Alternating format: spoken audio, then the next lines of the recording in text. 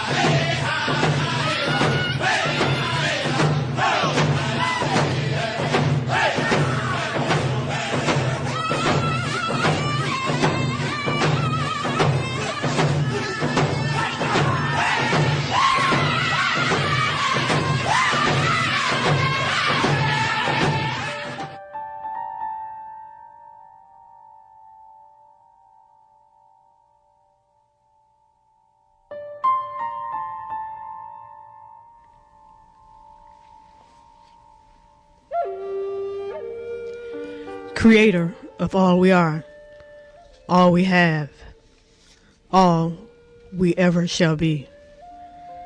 We give you our most humble gratitude. We thank you for life and all that pertains to life about us. We thank you for giving us the opportunity of life in this form so that we may walk among your wonders with knowledge and options to be considerate and to care.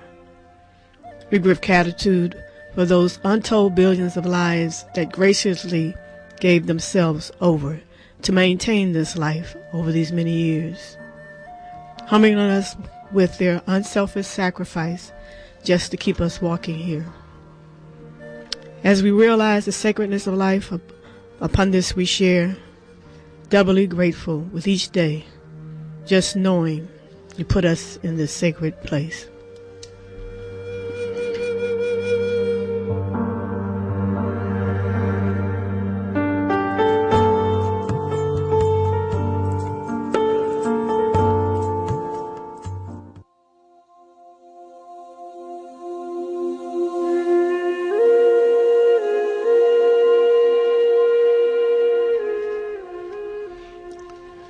OCO and greetings. I'm J. Winter Night Wolf, the originator and host, along with my co-host and Director of Research and Development, Verona Iriarte. Welcome to the American Indians' Truths, the most dangerous show on radio. WPFW 89.3 FM.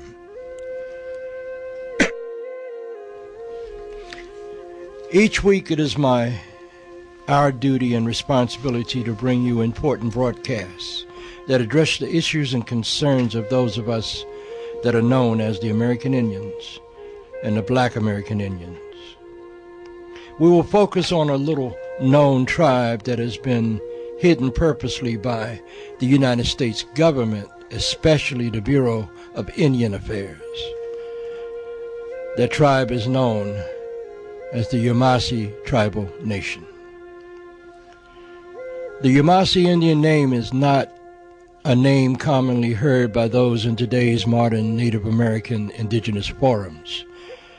But with a little research, you will find their story is one that forms some of the most important parts of United States history and newly made Indian nations.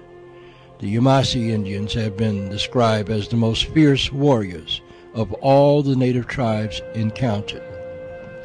Mostly known for the Yamasee War of 1715, where roughly 7% of South Carolina's white citizenry was killed, making the war bloodier than King Philip's War, which is often cited as North America's bloodiest war involving Native Americans.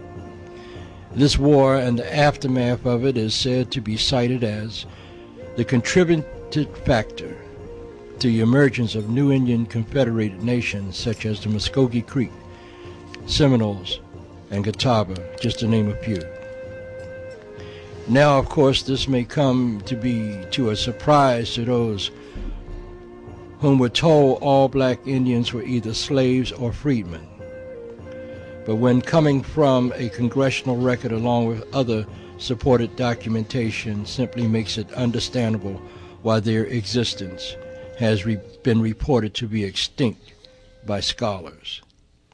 The Yamasee or Jamasee, also referred to as Amagarikakan, and the Americarisi, and or Americario,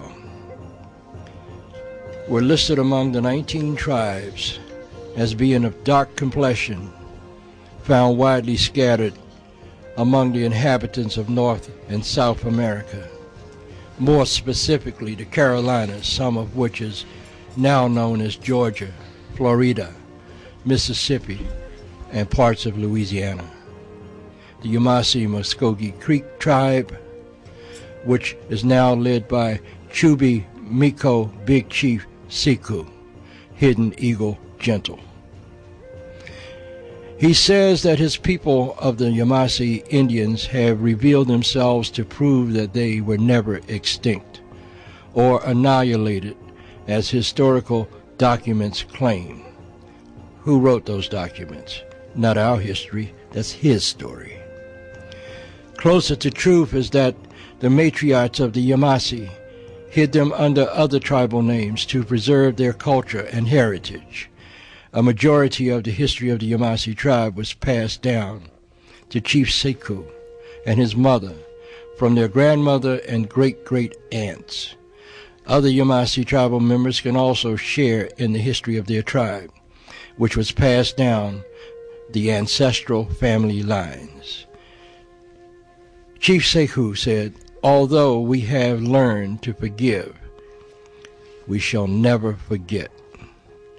The Yamasee chief says that because indigenous black Indians have been continuously overlooked by the United States officials, now given the proven facts of their existence and emergence, seem to be recognized by mainstream indigenous forums.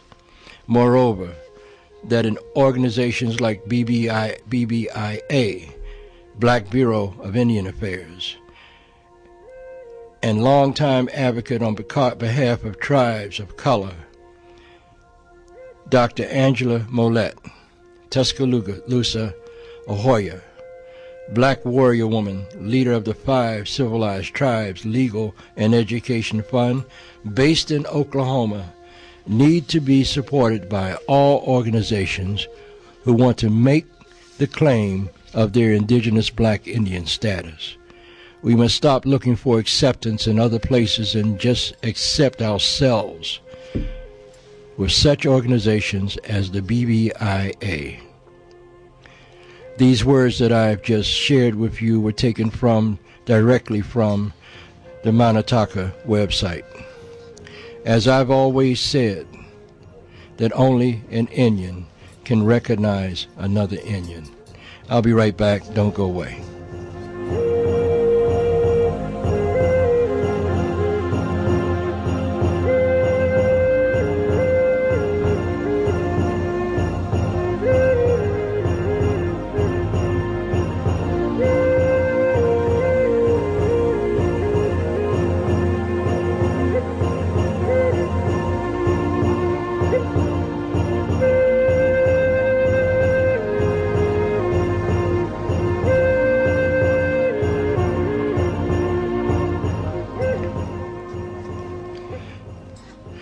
Welcome back to the Night Wolf Show, the most dangerous show on radio, the American Indians' Truths. I'm going to introduce my guest for today. My first guest is Miko of the Yamasee Nation, which means chief or leader of the Yamasee Nation, and grandson of two Muskogee headmen, chiefs, Arakupa Hajo, Sam Jones, Tukosi Mathia, John Hicks, Yamasee's 8th Miko, Siku Holam Yamasee. He's known as Chief Hajo. He says that I am a member of my tribe, and as chief, my nation is Yamasee. My allegiance is to my blood family of the Miccosukee and Yamasee people. My territory is our documented historical land, past and present. This is my home, as it was my fathers and mothers before me. I cannot return to a place I nor my ancestors knew nothing of, so my mound will be on my people's land. Let me introduce to you my friend and my brother, Chief Hajo. How are you, brother? I'm good, Elder. I'm good. Thank you so much. Is there anything you would like to add to your introduction before we move on? There is nothing to add to human beings. You know, our story continues on. Whatever's added will be added after I'm dead. So everything that you said is perfect, is right and exact. And it is who we are right now and who I am right now. But thank you. It was I couldn't give myself a better introduction. Thank you, brother. And I'm honored to have you on with us today. Thank you. My next guest is known as the Reservation Chief of the Yamasee people. His name is Lavelle Amour Pierce, and he is a licensed massage therapist, a personal trainer, a martial artist, a radio talk show host, and a published author. He has been involved in the healthcare industry for more than 23 years. Lavelle is the creator of Southeastern Native American martial arts. He is known as Firewalker and appointed as Reservation Chief by the Yamasee Tribal Council and representative of League of Indian Nations of North America.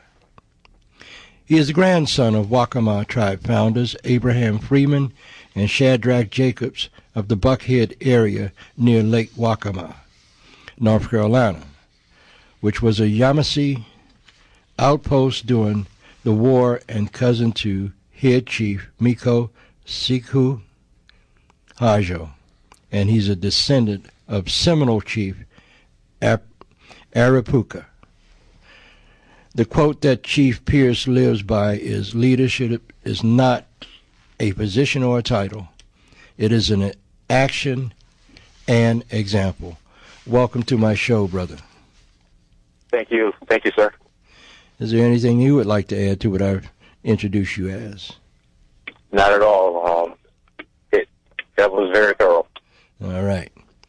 My third guest on the show today is somebody that is not a stranger to the Night Wolf Show or WPFW. His name is Professor Morgan James Peters, better known as Waleem. Waleem number 7 Morgan J. Peters, a.k.a. the Funky Professor, is an internationally recognized educator, performing artist, writer, and black art scholar, a quasar in the field of black aesthetics, scholarship, ethnic studies, and the contemporary black and Native American performance traditions. He is a tenured professor of English and the director of black studies at University of Massachusetts, Dartmouth. He performs and lectures throughout the USA and Canada. He is considered as a teacher's teacher. Waleem is a former literacy, performing arts and curriculum development consultant working with middle and high schools throughout New England, New York, and Pennsylvania. He is a Mashpee Wampanoag. Waleem is a founding member of his tribe's educational department, is a trained parents advocate in special education, was appointed to the advisory board for special education, of the Bureau of Indian Education by the Secretary of Interior in 2011. And if I read the rest of his resume, the show will be ending by the time I finish. But most of all, Waleem is my brother and my friend, and I was fortunate a few weeks ago to be asked by him and his wife now to come to Massachusetts and perform a native wedding ceremony. Waleem, good to have you. Good to have you here with us, man. Oh, good to be on, brother. Thank you. Thank you very much. It's nice to know. I didn't know anybody actually read my website. As much as we talk, you know. But anyway, anything you got to add to that? No, not at all. Not at all. We're going to go to a bit of music and come back and begin the discussion on the unsung nation, Native American nation, the Yamasee tribe. Don't go away. This is WPFW 89.3 FM. I'm Jay Winter Nightwolf.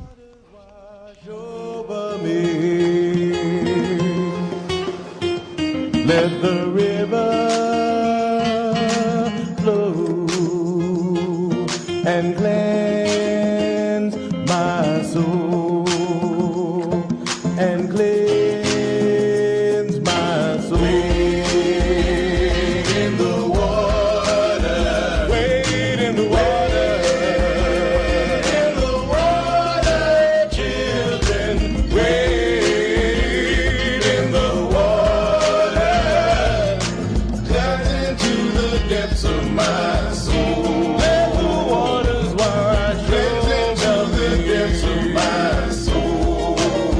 Well, I went down to the river to pray, thinking about that good old way. Mama Ocean sustain me, Mama Ocean protect me. ISIS would come and make the Nile overflow, fertilize the soil, and the crops would grow down by the river. It all happened down by the river.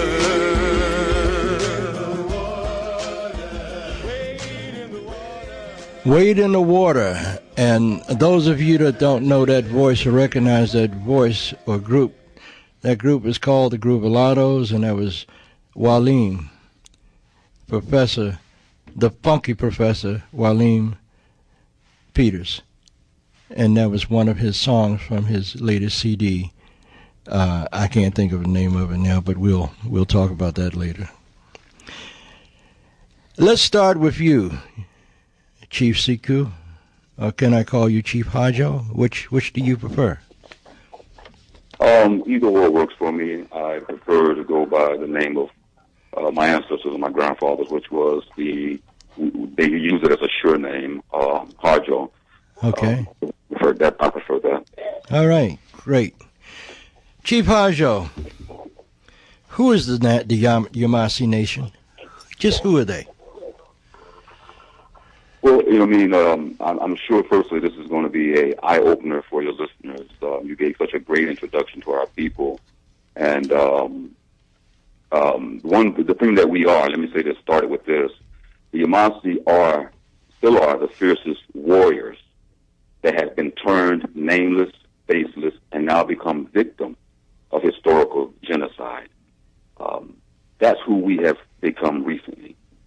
But the Yamasee people, my people as a whole, as you said earlier, we were identified as the Morigaracacan, the Amaricarisi, the Amaricario, listed in the Department of the Interior as a part of the 19 tribes of being of dark complexion, widely scattered amongst the inhabitants of North and South Carolina. And I want to put emphasis on widely scattered because if there is only a limited amount of Yamasee, let's say 1,200 according to historical accounts, you can't have 1,200 people widely scattered amongst North and South America. And North and South America would encompass the United States that we're looking at now, along with Mexico and all the other places under North America. So we was identified as the fiercest of warriors. We were one of the first people that the settlers encountered early on, way before Christopher Columbus. We're also identified as being here before the story of Christ, which is fascinating to some people. But for the most part, we were the original dark-skinned natives here, as much as all natives at one point looked. They were from this landmass that was described as having a different texture of hair than the current natives that you see now, and that different texture of hair was wavy to curly or woolly at times. But that's who our people were identified as. And we became mostly known historically from the Yamasee War of 1715, where through unfair trade practices, disputes, and rape, and all the things that other tribes have experienced. So there's nothing great about that I can describe. But all the things that we, as Native have went through sparked the Yamasee War of 1715. Now, what's pivotal about who our people are, as you said earlier, we were and are considered by the Catawba at one point in their history the ancient of peoples. By the Cherokee, we were also considered the ancient peoples and brothers and family. But we have been written out of history because of our description. And our description opens up a Pandora box that we are very clear of. So it's one of the reasons why most people have not heard of the Yamasee Indian tribe. And if you can get past all of the purposely created blogs and things that try to disseminate and of course, character assassinate us, and you go into Google and your search engines, you will see such a vast story that a reader with his eyes open can see why they either forgotten about the Yamasee or never heard about the Yamasee within their tribe. But again, we are a living tribe that have passed the test of time and have fought, struggled to survive, being mislabeled and identified. And I can go into it further, but I know there's going to be more questions. But that is who we are. Okay. Well, thank you so much. Lavelle Pierce. Yes, sir. My question for you is, what effect did the Indian slave trade have on the Yamasees?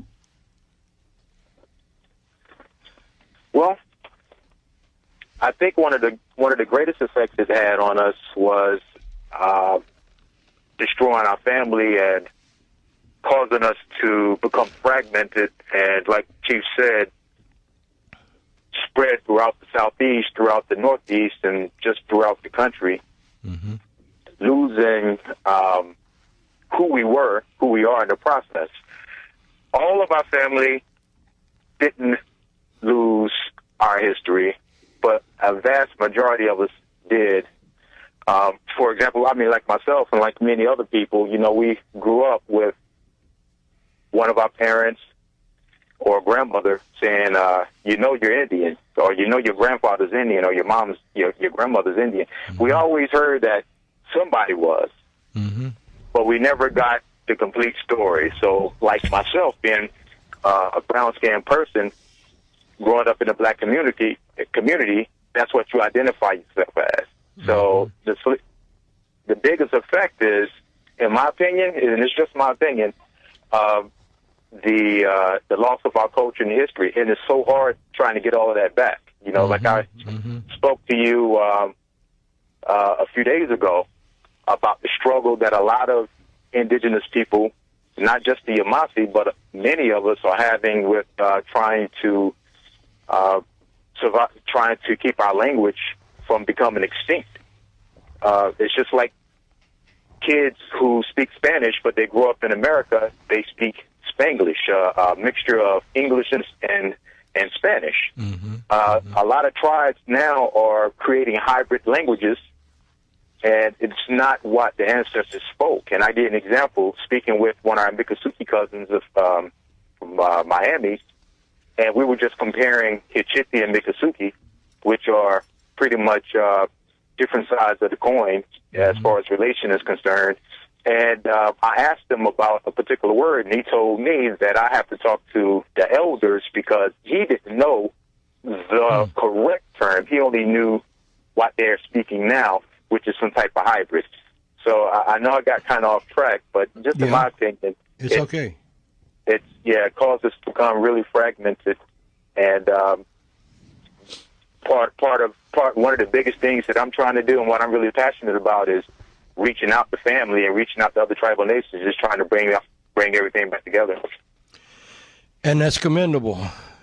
Our other brother that's on with us today, Brother Waleem, can certainly attest to what is done to the tribes in the Northeast. Waleem, why don't you comment on that? In terms of the cover-up with the Northeast? Yeah, in terms of the genocidal practices, which included the elimination of culture and language. Oh yeah. It's interesting. The brother used a different term, but it's the same thing that I call administrative genocide. It's administrative genocide was the primary practice, especially on the East Coast. Administrative genocide is rooted, number one, in eugenics. Administrative genocide was the basic establishment of policy, the division of land, the original division of land that took place on the East Coast, and underlying the constructs of manifest destiny and doctrines of discovery. The interesting factor is that in terms of the model for the East Coast, it was loosely structured on the construct of the nation state in Europe, and subsequently the creation of, if you are a member of this society, then you are this particular race. That ties into the eugenics. Mm-hmm. Of course, where it gets sloppy on the East Coast is the fact that you did have people who came here before the European contact. You did have some people who settled in and were able to merge into the existing tribal culture, therefore forming various composites, forming various differences. But the administrative genocide side comes later on, when it's sort of like, let's restructure the rules, and again, it's all around money and it's all around land. So we'll restructure the rules. We'll rule these people extinct. We'll rule that these people never existed. It's the same kind of stupidity that comes out with, from people who can create a law such as the one-drop rule. Mm-hmm. And the complete and total violation and ignoring of the factor of, if this is your culture and this is the culture you grew up in, then this is your culture. It doesn't then become a matter of, well, this culture doesn't exist because we say it doesn't exist. It's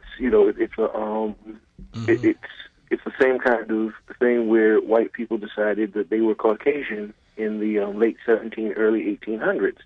The first place where that term was used was actually in the city of Boston, and it was buying into Blumenbach's theory. Because, let's face it, the actual Caucasian people that Blumenbach supposedly fell upon or discovered wouldn't have existed for probably about 1,200 years. Absolutely. A twist in history and a twist in truth. Right, and, so it's basically sort of like, and then what the interesting game that the government plays and has played for years, and, including the Bureau of Indian Affairs, it's always been a game of prove the truth in a structure built on a lie. Absolutely. I want to go back to something that I heard Brother Lavelle Pierce said, that he grew up in a black community, and because he was a brown-skinned man, it was the environment in which he grew up in that just kind of pulled him in. But other than that, let's tell it like it is. Up until the 1930s, Indians still had prices on their heads. And a lot of us found refuge in hiding within the black or African-American race. And those that were too light to be there, of course, they went somewhere else. But I want to get a comment from Lavelle, and then I want to get a comment from the chief on that. Why don't you start off, Lavelle? Well, you are absolutely right. Talking with Chief Retro, she's our grand matriarch, and she was explaining to me how our family was being murdered up into the 40s or even the 50s. I mean, yeah, it was a price on our head from the war and beyond up into the 50s. Mm-hmm. So, and you have to look at how the dynamics were on the plantations, and you know, with the incorporation of Christianity. Christianity made most docile. Some people on the plantations used it as a cover.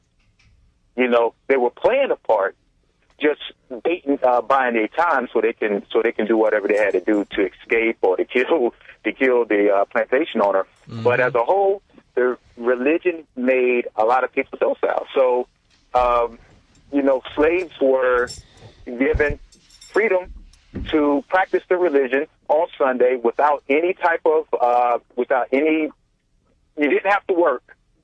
You know, that was your free time. They were brainwashed. Yeah. Yes, exactly. So, you know, being in that community was a safe haven, just like you said. It was a safe haven. So a lot of us found refuge there.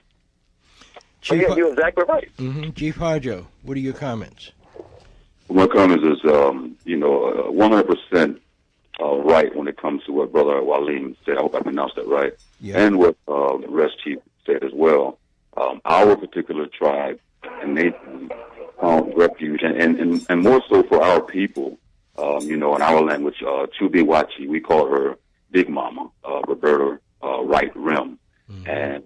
And different matriarchs and her daughters and their all daughters, they found refuge in the church for one single purpose. And you'll find this to be right and exact now amongst the Creek Indians. They will keep traditional hymns. If you ever been in church, somebody, and you heard them hymn, and there's a certain part of the hymn you just didn't understand because you couldn't translate it. A lot of that was done, in the church.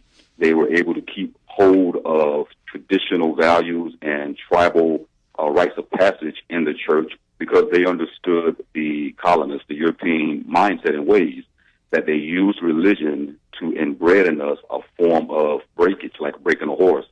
And so what the mothers identified was that when they came together in worship, they were not impeded upon. They didn't have them looking over their shoulders to make sure they were worshiping correct. They allowed them the right to do this the proper way. So what our people did was we used that benefit that was given us, which we didn't have to worry about looking over our shoulders, and then passed on traditional values, our identity, our cultural ways, and practices. When we came together in church, we later used those same things in order to come together traditionally, like during the green corn ceremony, and we just called them family reunions, where we would all meet at Big Mama's house, which for Southeast natives, most natives still identify the matrilineal side of their bloodline as being the dominant side. Mm-hmm. So for us, when we met at the head mother's house, the grand matriarch, and we met under the disguise of a family reunion. But our traditional ways and practices were still being shown to us as children. The stories were still being passed on and taught to us. The women were being groomed and prepped, the traditional ways of cooking and taking care of the tribe, and new introductions to the families, married in men, children that were born were being brought before the mothers at that time, as it should have been traditionally, where they were, for lack of a better word, given blessings and taken into the tribe on the traditional way. Mm-hmm. So, when it comes to my views and my opinion and comments on it, that's how we did those things. So I agree with the rest, Chief. I agree with Ipichulu Firewalker in his views about being assimilated into a black community. But I also think that a lot of us have overlooked the traditional thing that was given in certain black communities that we might not have pinpointed or put our finger on. Absolutely.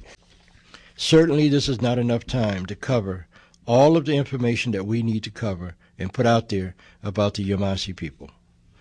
Would you brothers be willing to come back again after the first of the year and we continue this discussion?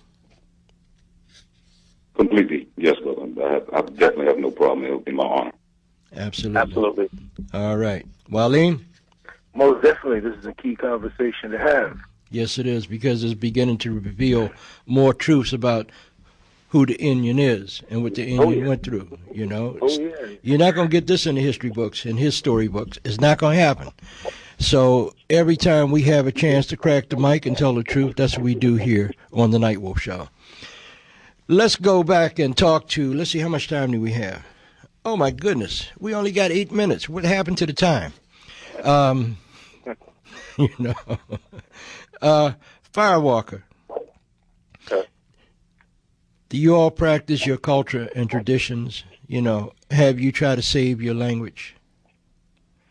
We're doing everything humanly possible to keep our traditions, our language, and everything alive. I'm a student.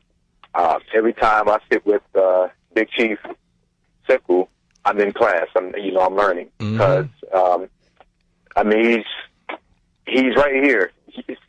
He's a walking encyclopedia to me. And we have a few people who I've met who are walking encyclopedias. So, yeah, I'm the first to tell you, I'm in class. I'm always learning. I don't know enough. As far as keeping our language alive and practicing our culture, he mentioned the green corn ceremony. We talked about the language, and there's a whole lot of things that we are practicing, reviving. Some things that are not even, a lot of native cultures don't mention everything they do. That was one of our faults anyway. We talk too much and reveal too much, and as soon as you do that, people steal it and they corrupt it and so on. But short answer, yes, sir, we are. Chief Hajo? Yeah. You want to piggyback on that? He said pretty much everything. I will say, though, like he said, it is a work in progress. Our situation isn't unique to any other Native American tribe or indigenous tribe here in America. A lot of the tribes are still losing their language. They're losing their culture. The worst thing ever happened, and I never thought would happen, would be the lack of respect for our elders, which is the basic principle amongst not just tribes, but the African American community, the white community. So a lot of our battle and struggle is the same as any other cultural group, whereas, we are fighting against the rap videos, and we're fighting against, the heavy metal videos, and we're fighting influences that TV provides. But for the most part, we push our language. And what we've done is, what I do is I force my babies to learn and speak it to them. And then members of the tribe, if they have not learned or they're not speaking it, in order to speak to my children, they have to learn the language. So, we're doing our best.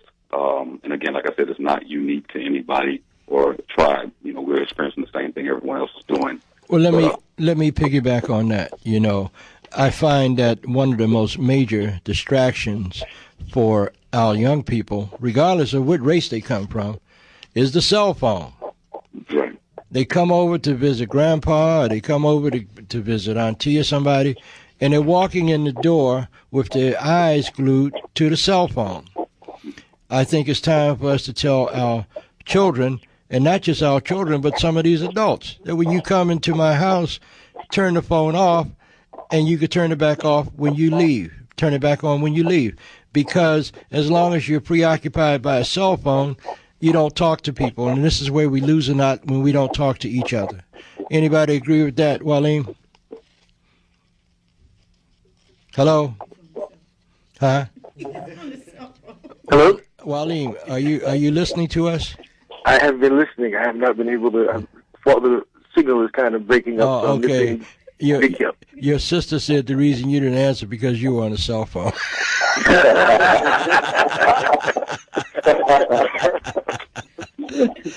So do you see, that tells you she doesn't know everything. I was on an iPad.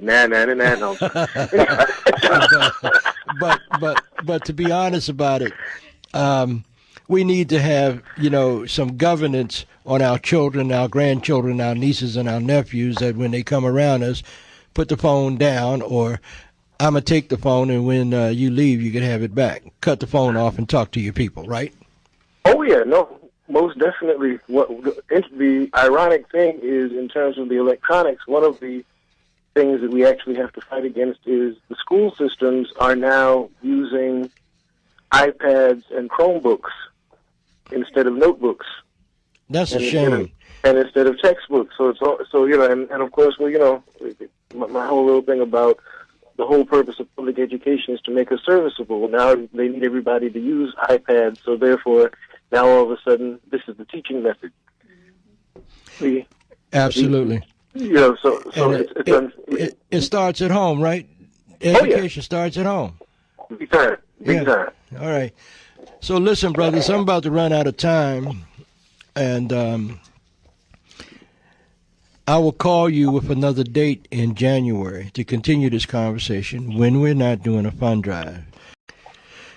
I want to thank my brothers for being with me today. It's always good to have your brothers with you, and your sisters too, but today we just happen to have the brothers.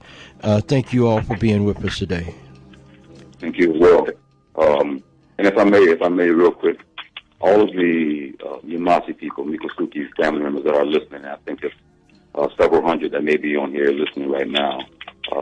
If you can't give $150, give $5, give $10, something to support not just, you know, the Night Wolf show, but the radio station as a whole, because, you know, these topics that are being talked about aren't being done by many people.